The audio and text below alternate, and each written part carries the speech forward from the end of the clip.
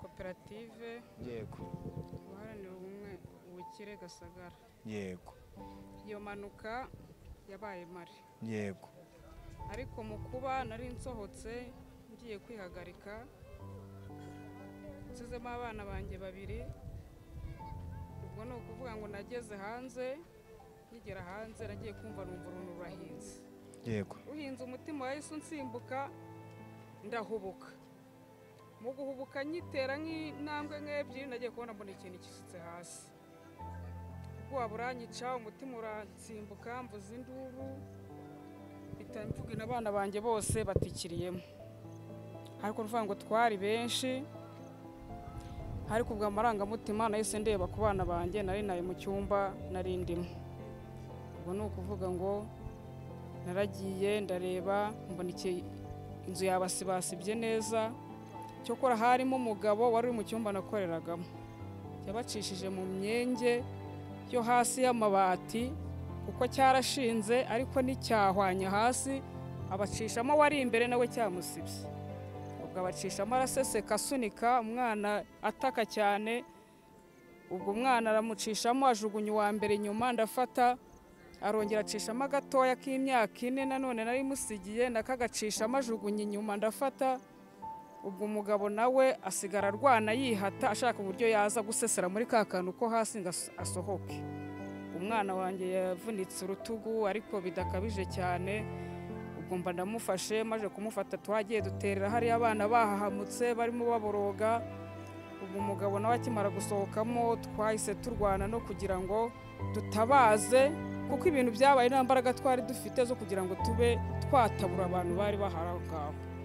Twaraboroze, ubwo abantu barahurura, ubuyobozi baburaje. Ubwo turafatikanya bazana ibikoresho turataburura. Ubwo nuvuga ngo babashije gukomereka babakuyemo bakomeretse, abapfuye bavamo bapfuye. Mbese ubwo byatugendekeye, twese turacyafite ihungabana cyane. Mbese umuntu ikintu cyo kubasha kugira ikintu yapfa kuvuga. Abavandimwe twarababuze, inshuti twari kumwe tuba turazibuze. Kuvuga ngo ubwo bahise basohoramo abantu bapfuye, abantu 11, abandi bavoma ari ingomere. Natwe twari twahungabanye ariko batujyanye kwa muganga muri ako kanya. Tugezeyo ubwo basanga ni ihungabana benshi twagize, turataha. Nuko abo bavandimwe bamwe turababura. Nukuvuga ngo nubwo twari twihebye, twahahamutse, twahangayitse, ariko twahise tubona ko leta yacu turi hafi, badushyizeho imbaraga zishoboka zose. Ni ukuri baradutabaye, na n'izi saha baracyadutabara, turacyari kumwe nabo. Twabonye ko batwitayeho cyane mu buryo bwose bushoboka. Ni ukuri ntabwo twakishima, ariko muri rusange ni ukuri turimo turabasha kugenda dusa nk'abiyakira. Ngewe mazina ni Nzamba Anastase. Yego. Koperative n'umunyamuryango wayo. Bisanzwe ntabwo nari nta kanya nifitemo kubona kubibuze muri koperative, ariko nari umunyamuryango wayo. Koperative yitwaga abaharanira ubukire y'Agasagara. Koperative hinga ibigori. Yego. Iyi nkuru ukuntu byagenze nari mu kuri nicayemo aho ngaho, ndetse n'abantu benshi bapfuye barimo bapfuye twaje gukingura uyu munsi. Yego. Nari nicaranye nabo rwose neza, nanavuye mu gihe cyamaze kugwa kiri hasi neza burundu. Nkubwe ngo imbaraga nushegunye mvemo ngewe nabashaka gukubeshya rero. Twagiye kumva twumva ibintu birahinze beze nk'inuza nk'ibigori bateye hejuru y'inzu ni cyangwa se amabuye. Tuje ibyo ni kibibaye. Nko ku kintu kibaye umuntu atangiye kuyagarara birukanka. Aho twagasohotse cyahise kikubita hasi uwo mwanya kiratugwira, ubwo bapfa barapfa, abasohoka basohokamo, ariko nta kanya cyamaze. Nakiri biriya bintu ni ibintu byarenze, ntabwo nakuri ikintu bivugaho ngewe, kuko ibintu badukoreye ni ibintu bidasanzwe. Ntabona ukuntu mvuga ibya ubufasha badufashije ku byo imyaka yangiritse irunze hasi aho ngaho. N'uyu munsi twatubikora mu gitondo bazunikemo n'iki. Leta y'u Rwanda ni umubyeyi wita ku banyarwanda, wita kubo ishinzwe. Nicyo nyine nashima mva sinavuga ngo nayihinka, nabwo sinavuga ko nayihiki. Gusa mu kuri bikomeze kwita ku bayo. Ibintu yadukoreye birenze, nta nicyo twari kuzakoraho twebwe. Twapfushije abantu ko n'iyo myaka yose gupfira aho ngaho. Igikurikiraho urebye mu kuri ni ukuvuga wenda inzu twakoreragamo uburyo yari yubatse mu buryo bw'ibiti buriya busanzwe. Ni ukuvuga ngo ibiti bisa naho byararimitswe twabimenya. Hanyuma kandi umusaruro wacu wabaye muremure cyane urenze uwo twasaruraga. Tubishyizemo biduhanukira tutari twanabivana hasi. Icyo dusaba ni uko wenda twagira nk'ubufasha bwa leta n'uko bwadufashije bakatubakira umusaruro urenze muri imbaraga ziriya, ubwanikiro burenze buriya. Naho mu kuri natwe ntacyo twakwifasha kindi mu kuri uretse imbaraga za leta. Muranyemerera kubera amasaha yagiye ndakoresha umwanya muto cyane, kubera ko nubwo twatinda aha ngaha nta kindi twarenza ku byo twabonye. Ijambo ry'Imana mu gitabo cya Daniyeli ibice 12 umurongo waho wa 2 haravuga ngo kandi benshi bo muri bo bazaba barasinziriye mu gitaka bazakanguka. Ndagira ngo mbahumurize imiryango iri aha wemereye ku buyobozi bw'umujyi wa Kigali, ubuyobozi bw'akarere, ubuyobozi bw'umurenge, kugeza ndetse no muri kariya kagari twari turimo, kugira ngo mbabwire ngo mwagize ibyago, twabuze abantu bacu, kandi kuva ku rwego rwo hejuru kugera ku rwo hasi, nk'uko umuyobozi wa gahunda yabivugaga, ntabwo abantu baguye mu cyuho, abantu bafite amateka, bagize amateka, ariko ndagira ngo mubwire ngo muhumure, urupfu rwo rurahari, ariko abahari mu kubwira mukomere, mushikame, abana babuze abagabo, babuze abagore, ndagira ngo mbabwire ngo Imana turakomera. Bibiliya iratubwira muri Yesaya 45 umurongo wa 2, ibyo aba bari kuzakora, ibyo mwari mubitezeho, ibyo barwaniraga kugira ngo hatazaho gutega amaboko no gusabiriza cyangwa se ngo aka gace kabemo ikibazo gikomeye cy'inzara, ariko Bibiliya iratubwira ngo Imana ubwayo izabajya imbere. Bayobozi ku nzego za leta muri aha, mubuze abacu, ababyeyi barabafata mu mugongo, mbabwira ngo muhumure, Imana izabajya imbere. Nta wundi wabikora. Iyo umuntu uri aha bagutabaye arakubwira ngo komera, ihangane, ariko n'ururimi avuga ngo muri imbere, uretse Imana yonyine kuri uyu mugoroba duhagaze kuri uyu musozi, niyo yonyine irimo kuvuga ngo nzakujya imbere, ngo ukomeze, ahataringaniye nzahari.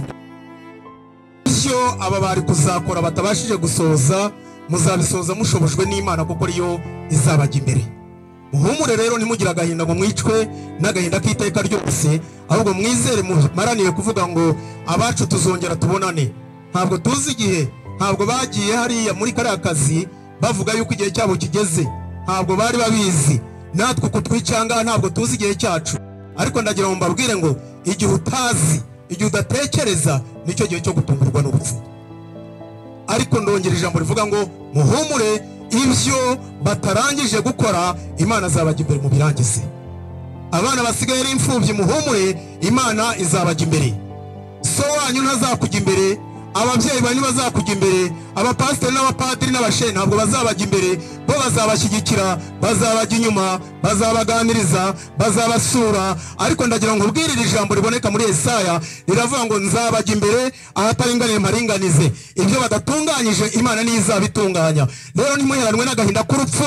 Hari igihe urupfu tuzarubyina hejuru, hari igihe urupfu rutazaba rukidutwiruka, hari igihe tuzahagarara ahantu hamwe, kubera ko urupfu runguru turimo kureba ni inzira. Igihe kimwe byari bikomeye cyane, ariko Yesu twizera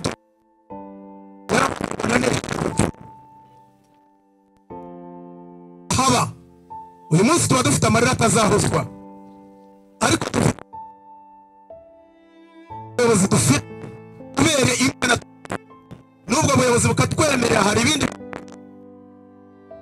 bahagarara ngo bavuge ko Imana ari isobanura ibidasobanutse. Reka mbabwire miryango iri aha mwese, ibi bintu ntabwo bisobanutse, ariko Imana ifite uko isobanura. Muhumure, akagahinda ntizabaherane, ahubwo mwizere Imana. Hari igitondo kimwe cy'umuzuko tuzabyuka tuvuga ngo warupfuwe, urubori rwawe ruri hehe, kubabaza kwawe kuri hehe. Hari igihe tuzarubyina hejuru. Ndagira ngo nongere mbamenere ibanga, mbabwire ijambo ry'Imana riratubwira mu gitabo cy'Abatesalonike ba mbere ibice 4 umurongo wa mbere, ndetse ukomeje muri iyo mirongo, ariko sinshaka ko mutamenya iby'aba basinziriye. Ibi ngibi nibyo Pawulo yavuze, arabivuga abwira abantu b'i Tesalonike, arababwira ngo mwese ndagira ngo mbwire n'abari hejuru mwese, aba barangaye mwatekereze ukundi.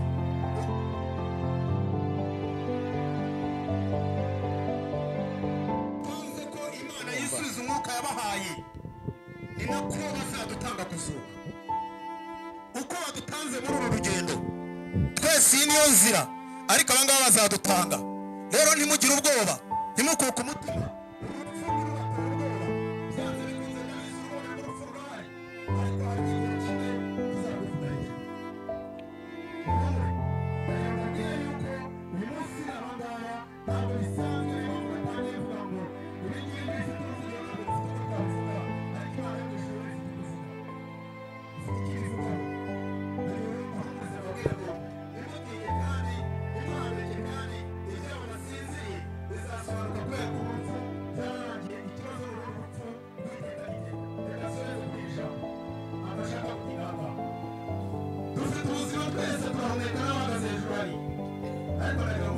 ubuzima uko uri bwose uri we wese, ubu buzima burazima.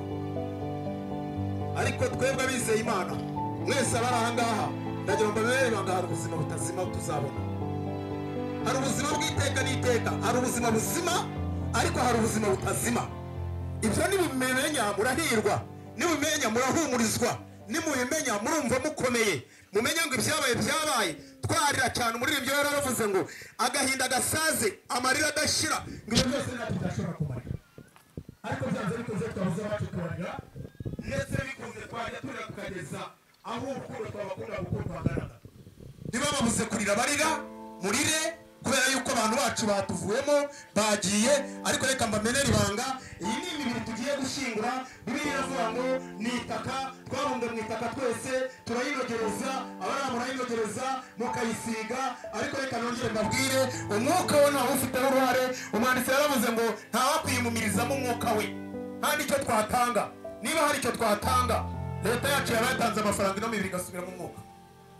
Ariko ntabwo byashoboka kubera ko ibi ni iby'Imana bifite uko bivuga. Rero ndagira ngo mbabwire ngo ubuzima buzima ni ubu ngubu dufite twese abahanga kuri uwo musozi, ubundi buzima butazima ubwo twizeye. Aba ngaba duherekeje bafite kandi ntabwo muzabona bambaye n'umubiri, ariko nimubabona muzongera umubare, ariko mugira icyerekezo cyo kutuzongera tukabona abacu mukomere ubwira amagambo y'ubuzima. Ntajya uvuga ngo urashize, ntajya muca intege, umaze kuzongera kubaho. Kuko abantu bavuga ngo nzakujya imbere ahatari kare baringanize, aho uzasanga inzugi zikinze imana zirazikinga muri ubu buzima. Ariko mu gihe cy'ijambo ryo mu buzima abakozi twese twarizeye. Reka dusenge Imana, reka tubahe Imana kugira ngo dukomeze urugo. Mana data mu izina rikomeye rya Yesu, turahangaha kuri uwo musozi wa Sororo. Hari ibyabaye, hari imitima yashengutse, hari imitima imeze nabi ibaye, hari abafite agahinda gakomeye. Ndetse twese hamwe, ubuyobozi bw'igihugu, ubuyobozi butandukanye bw'amatorero n'amadini, ubuyobozi bw'utugari, ingo n'abavandimwe baturuka hirya no hino, twese turababaye ku bw'iki gikorwa. Ariko umuntu we yavuze ngo niba umuringa iba yahitira akaboko. Uko niko bigomba kugenda, kubera ko tuvuga ko bidashobora kubaho kandi byabayeho. Turakwinginze ukomeze iyi miryango, udukomeze kuri uno musozi uko duhagaze aha ngaha. Hanyuma Mwami tugire ibyiringiro n'abandi bose kugeza umunsi tuzongera kubonera abacu. Maze kuvuga neza ndavuga ngo abo badutanze gusinzira bazabutanga no gukanguka. Ariko Bibiliya iravuga ngo abazabakiriho nabo bazahindurwa. Ndagushimye kuri Imana yacu itwemerera Rwanda tugaherekeza abacu. Rero ukomeze kudufasha muri iyi gahunda kugeza tuyisoje, uko niko dusenze mu izina rya Yesu. Amen.